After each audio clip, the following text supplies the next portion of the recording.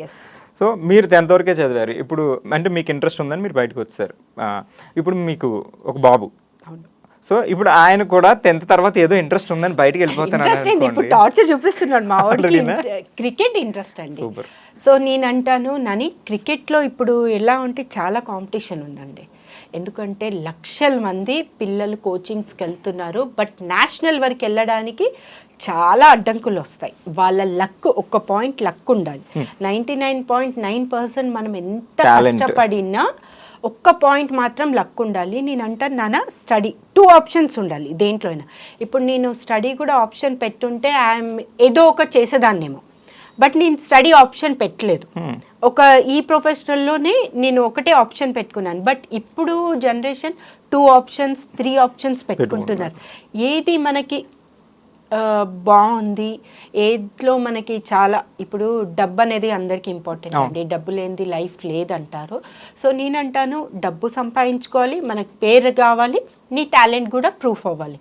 So 2 options తీసుకున్నాను. ఆయన ఇప్పుడు బాబు వచ్చి 6th స్టాండర్డ్. సో ఇప్పుడు ఐటీ అనేది చాలా అయిపోయింది. సో నేను అదొక ఆప్షన్ పెట్టుకున్నాను. క్రికెట్ కోచింగ్ తనకి ఇంట్రెస్ట్ ఉంది. టాలెంట్ ఉన్న చోట మనం కోచింగ్కి వెళ్ళాల్సిన అవసరం లేదండి. ట్రిక్స్ మాత్రం కావాలి. అది ఆఫ్టర్ 10th కూడా వెళ్ళొచ్చు నాన్న. 10th వరకు బాగా చదువుకో, ఎందుకంటే బేసిక్స్ అన్నీ స్కూల్స్లోనే స్టార్ట్ అవుతాయి. కాలేజ్లో ఏం నేర్పియారు, చదవాలి, రాయాలి, ఒక ర్యాంక్ కొట్టాలి. మీకు తెలుసు మీరు కాలేజ్ చదవలేదు, కాలేజ్లో ఇన్ని జరుగుతాయి అంటే ఇప్పుడు పిల్లలు వాళ్ళు ఇప్పుడు 90% 95% వచ్చింది, ర్యాక్, స్కాలర్షిప్స్ కావాలండి. ఇప్పుడు ఆ టైంలో మనకి ఒక స్కూల్కి ఒక 1000 రూపీస్ కూడా అయ్యేది కాదు. అలాంటిది ఇప్పుడు ల్యాక్స్ పెడుతున్నారు. LKGకే 1 lakh అవుతుంది ఇప్పుడు. సో అలాంటిది మనకు స్కాలర్షిప్స్ కావాలని పిల్లల్లో ఆ తపన ఉంది. ఏదో సాధించాలి, యూఎస్కి వెళ్తే మనం ప్యాకేజ్లో ఇంత సంపాదించవచ్చు. అది తప్పు కాదండి. ఎందుకంటే ఆ రోజుల్లో మన పిల్లలని కాదు, మన పేరెంట్స్ ఉన్న దాంట్లో అడ్జస్ట్ అయిపోయారు. కానీ మనమేం ఆలోచిస్తాము, ఒకళ్ళకి అడగకుండా, ఒకళ్ళకి చేయి చాపకుండా, హాస్పిటల్లో ప్రాబ్లం వచ్చింది ఎందుకు అడగాలండి? మన డబ్బు మన దగ్గర ఉన్నప్పుడు వీళ్ళని అడగొద్దు అని నేను అంటాను. సో ఇప్పుడు జనరేషన్ దానికి నేను నిజంగా చెప్తాను, అలానే ఉండాలి. ఇండివిజువాలిటీ అది అమ్మాయి అయినా అబ్బాయి అయినా అండి. బ్రదరా, సిస్టరా, అన్న, అది రిలేషన్స్ ఉంటారు. కానీ డబ్బు వరకు వస్తే ఎవరు ఉండరు. ఇది నాకనే కాదు, వరల్డ్ పీపుల్, హ్యూమన్ బీయింగ్కి ఇది ఎగ్జాంపుల్ అండి. డబ్బు అనేసరికి ఈవెన్ అరే 10,000 అంటే అరే 2,000 ఇస్తాను రా అని అనేటోళ్ళు చాలా మంది ఉన్నారు. అది అన్న కానివ్వండి, ఎవరైనా, ఏ రిలేషన్ కానివ్వండి, ఏ ఫ్రెండ్ అయినా కానీ, ఎవడో ఒకడు ఉంటాడండి. 1,00,000కి ఒక్కడు ఉంటాడు. ఆ 1,00,000లో ఒక్కడు దొరకాలంటే మన అదృష్టం ఉండాలి. మీకు ఏదో ఎక్స్పీరియన్స్ కాదు, అంటే నా ముందు ఎక్స్పీరియన్స్ అయిన చుట్టుపక్కల జరిగింది, అలానే నాతో అవ్వాలి అని ఆ ఛాన్స్ ఇవ్వను. సో అందుకే నాకు తెలిసినంత వరకు నేను హెల్ప్ చేశాను ఎంతో అంతేగాని నాకు ఈ హెల్ప్ కావాలని నేను ఇప్పటి వరకు ఎవరికి అడగలేదు. మా హస్బెండ్కి ఏదున్నా మా ఆయనకే అడుగుతాను, కానీ మా అక్కకో మా అన్నకో ఇప్పటి వరకు అయితే నేను ఫ్యామిలీ మెంబర్స్ కూడా ఎవరిని అడగరు. ఫ్రెండ్స్ వదిలేద్దాం, అసలు ఫ్రెండ్స్ లేరు అన్నారు. ఎవరికి అడగలేదు.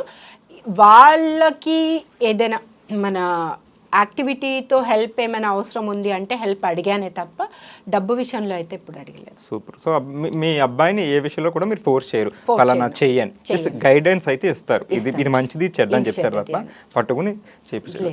సూపర్. సో కళ్యాణ్ గారికి మీకు లవ్ ట్రాక్ ఎలా స్టార్ట్ అయింది? ఆయన యాజ్ ఏ ప్రొడ్యూసర్గా ఒక యాడ్ షూట్ చేశారు. ఇది ఎప్పుడు 2003లో జరిగింది. ఓకే. 2003 మా ఇంట్రడ్యూస్ ఏప్రిల్లో ఆ ప్రాజెక్ట్లో నేను యాజ్ ఎ మోడల్గా చేశాను. అలా ఒక 5 to 6 months ఫ్రెండ్స్గా మాట్లాడుకున్నాం, ఫోన్లో చాట్ చేయడం. అప్పుడు మనకి బ్లాక్ అండ్ వైట్ ఫోన్స్ అనమాట. అలా మెసేజ్లు చేసాము. అలా అలా అలా నాకే అనిపించింది నా లైఫ్ పార్ట్నర్ ఈయననే అనిపించింది. అంటే క్వాలిటీస్ మీరు అనుకున్న క్వాలిటీస్? చాలా సైలెంట్ అండి మీలాగే. నేనేం సైలెంట్ కాదు, ఓకే ఎక్కడ మాట్లాడాలో అలా మాట్లాడతాను. ఆయన క్వైట్, నిజం చెప్పాలంటే చాలా సైలెంట్. ఆయన పనేంటో, ఆయన ఏమైనా అవసరం ఉంటేనే అడుగుతారు, లేదంటే లేదు. కానీ ఇంట్లో ఉన్నప్పుడు కొంచెం ఫన్గా, అది కూడా ఎవరి మీద కాదు నా మీద సెటిల్ వేస్తారు నన్ను కోపం ఫన్గా చేయడానికి. అలా నాకు చూడంగానే అనిపించింది. ఫస్ట్ నేనే ప్రపోజ్ చేశాను. మీరే చేశారా? ఏమన్నారు ఆయన? ఏమనలేదు, ఆయన చెప్పాలనుకున్నది నేను చెప్పాను. అంటే మీకు పరిచయం ఎన్నాళ్ళకి ప్రపోజ్ చేస్తారు మీరు? 5 monthsకి. 5 monthsలోనే? 5 months లో ఆయన ఏంటని తెలిసిపోయింది తెలిసిపోయింది. ఓకే. కానీ ఆ 5 months మాకు 7.5 years రిలేషన్. ఆ తర్వాత మ్యారేజ్ చేసుకున్నాను 2009లో. ప్రపోజ్ చేశాక 7.5 years రిలేషన్ మాట్లాడుకుంటూ అట్లా ఉన్నారు. ఫ్యామిలీకి కూడా పరిచయం చేస్తారా? లేదు, మా ఫ్యామిలీకి తెలుసు, బట్ ఒప్పుకోలేదు అప్పుడు. ఓకే. ఇక నేను పెళ్లి చేసుకుంటాను అన్న టైంలో ఇంట్లో కూడా సంబంధాలు చూస్తున్నారు. లేదు, నా గురించి ఆయన ఇన్ని ఇయర్స్ వెయిట్ చేశారు, ఇప్పుడు ఇలా కరెక్ట్ కాదు అంటే ఇక ఇంట్లో కొట్టుడు గిట్టుడు అన్నీ ఉంటాయిగా, అన్నీ జరిగాయి. సినిమాటిక్ మొత్తం జరిగిందా?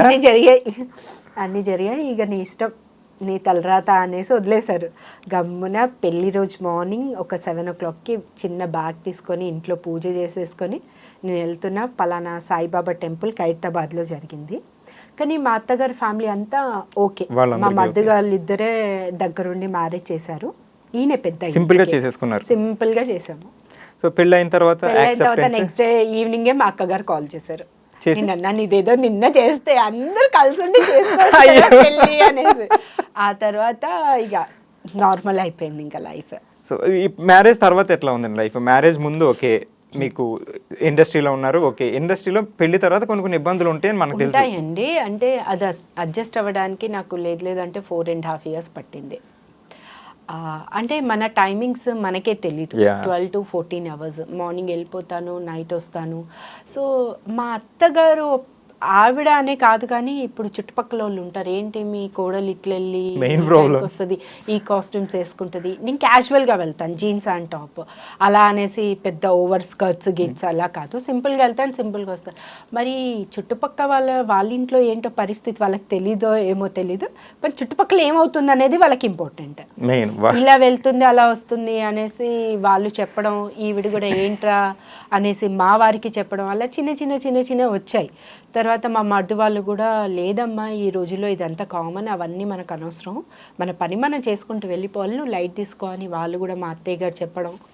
ఆ తర్వాత స్టేబుల్గా స్టాండర్డ్గా అయిపోయింది. మాది జాయింట్ ఫ్యామిలీ, మొత్తం వీళ్ళు 3 brothers, ఒక సిస్టర్ మ్యారేజ్ బిఫోర్ నా మ్యారేజ్ ముందే అయిపోయింది.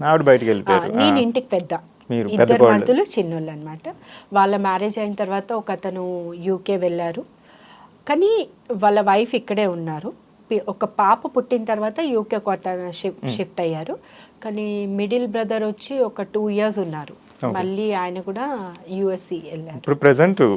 ప్రెసెంట్ ఇప్పుడు ఎవరు వచ్చినా మొత్తం జాయింట్ ఫ్యామిలీ లాగే ఉంటుంది. సో మీది సేమ్ ఉప్పెన స్టోరీలో ఉందండి, 3 brothers.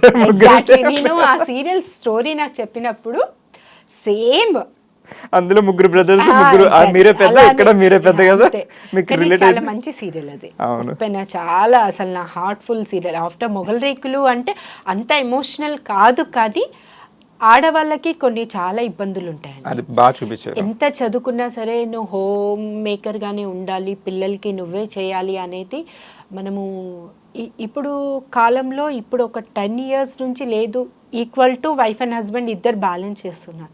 కానీ ఒకప్పుడు పాత సాంప్రదాయాలే కంటిన్యూ జరిగాయి, ఊర్లలో కూడా అలానే ఉంది, అవి బయటికి ఇష్యూస్ రావట్లేదు. సో సేమ్ కాన్సెప్ట్ అన్నమాట అది.